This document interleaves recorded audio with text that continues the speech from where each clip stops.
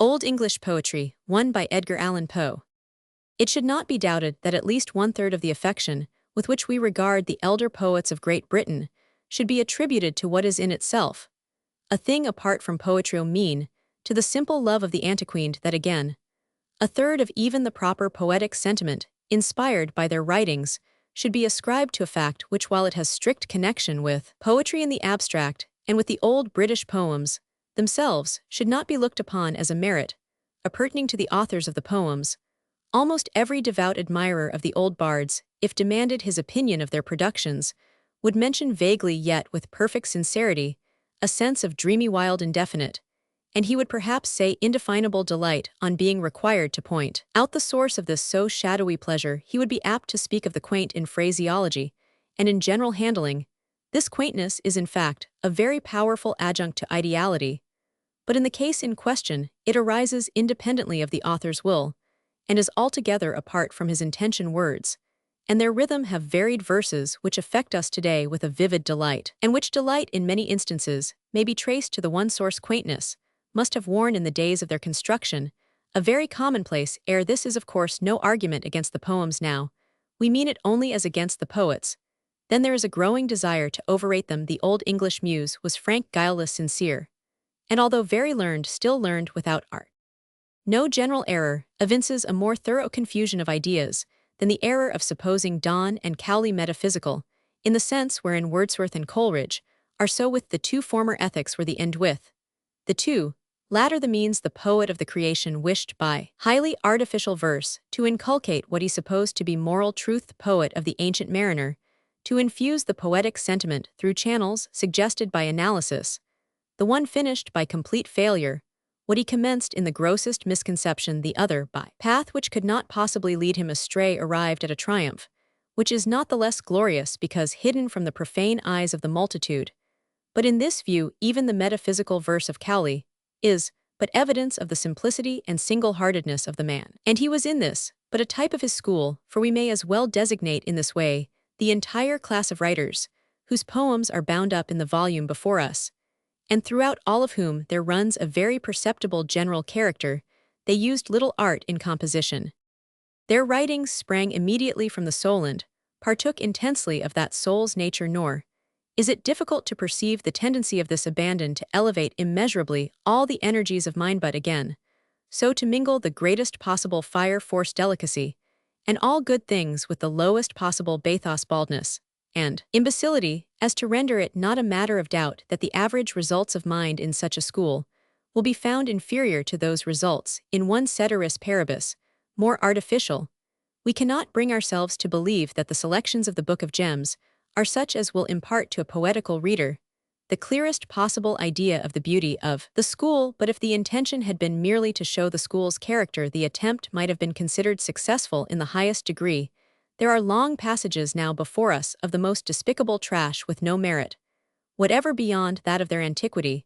The criticisms of the editor do not particularly please us. His enthusiasm is too general and too vivid not to be false. His opinion, for example, of Sir Henry Wotton's verses on the Queen of Bohemia, that there are few finer things in our language, is untenable and absurd. In such lines we can perceive not one of those higher attributes of poesy which belong to her in all circumstances and throughout all time. Here everything is art nakedly, or but awkwardly concealed, no prepossession for the mere antique.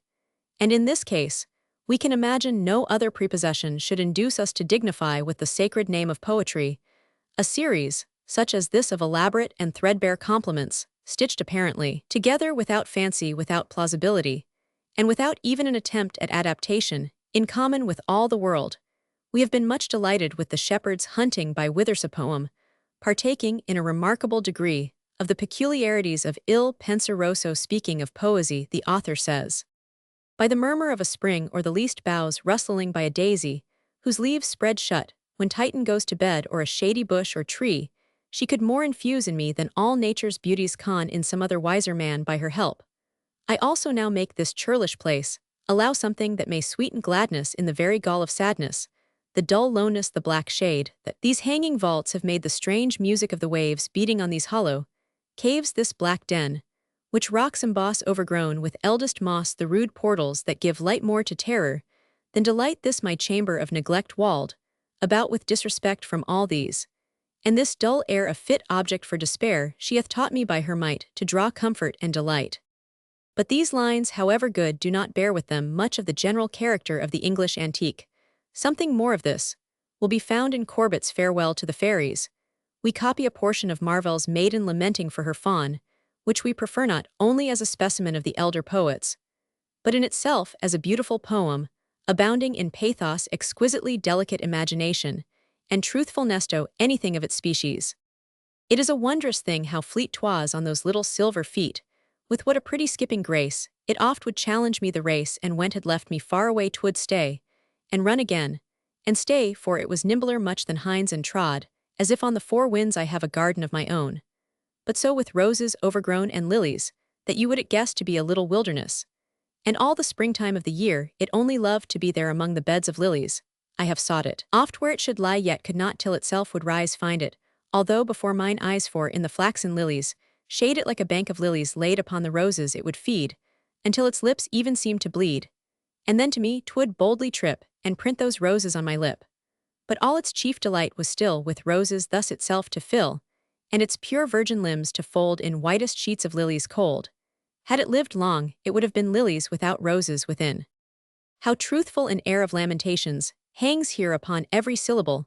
It pervades all, it comes over the sweet melody of the wordsover, the gentleness and grace, which we fancy in the little maiden Herselfeven over the half-playful, half-petulant air, with which she lingers on the beauties and good qualities of her favorite, like the cool shadow of a summer cloud over a bed of lilies and violets, and all sweet flowers.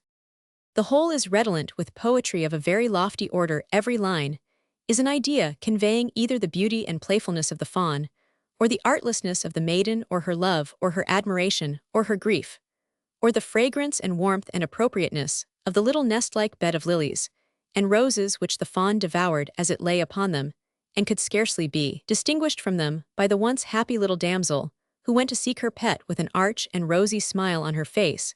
Consider the great variety of truthful and delicate thought in the few lines.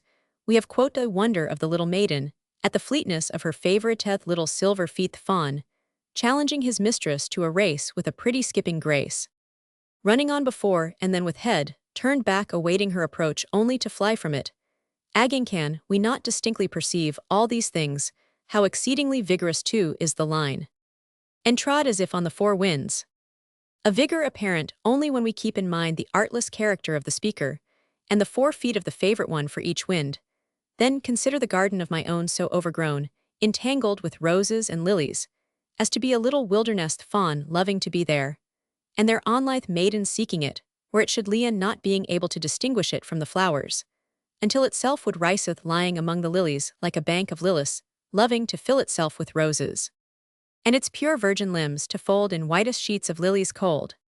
And these things being its chief delights, and then the preeminent beauty and naturalness of the concluding lines, whose very hyperbole only renders them more true to nature, when we consider the innocence, the artlessness, the enthusiasm, the passionate girl, and more passionate admiration of the bereaved child. Had it lived long, it would have been lilies without roses within. Footnote 1. The Book of Gems, edited by S. Rome in 100 Hall. Return to footnote mark.